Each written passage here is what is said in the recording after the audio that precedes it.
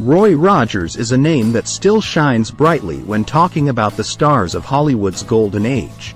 Rogers, who was known as the King of the Cowboys, had an amazing career in the entertainment business. He became an iconic figure in Western movies and a well-liked star on both the big and small stages. Today, we'll talk about how this charming cowboy became famous, enthralling people all over the world and writing his name into the history of Hollywood. Roy Rogers was born Leonard Franklin Sly in Cincinnati, Ohio, on November 5, 1911.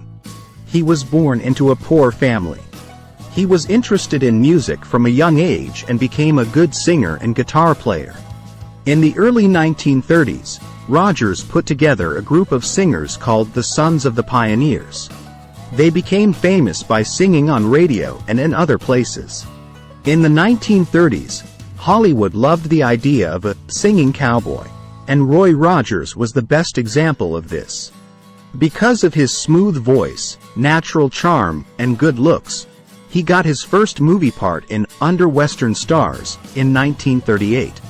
Rogers' presence on screen and his musical ability struck a chord with audiences, and he became a big star right away. Rogers' work with Republic Pictures was the real thing that put him on the map.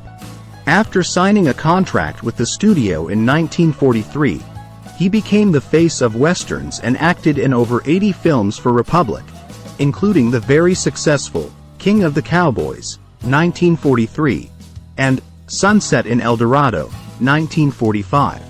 Rogers played an honest and brave cowboy who stood up for what was right and embodied the American spirit. Rogers was very well known outside of the movies, too. He moved smoothly into television, where he was the star of The Roy Rogers Show, from 1951 to 1957. The show, which starred his wife Dale Evans and his trusty horse Trigger, was a big hit and had many young and old fans.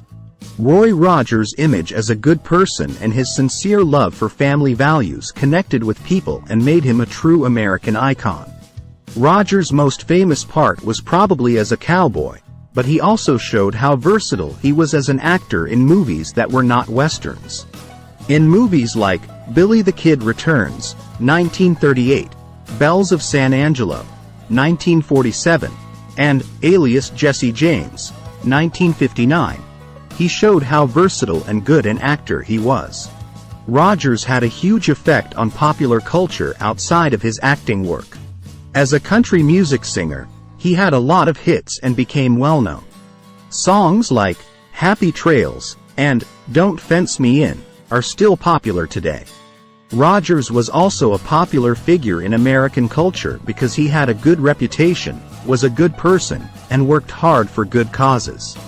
Roy Rogers went from a humble beginning to a Hollywood star, which shows how talented and charismatic he was and how popular westerns still are.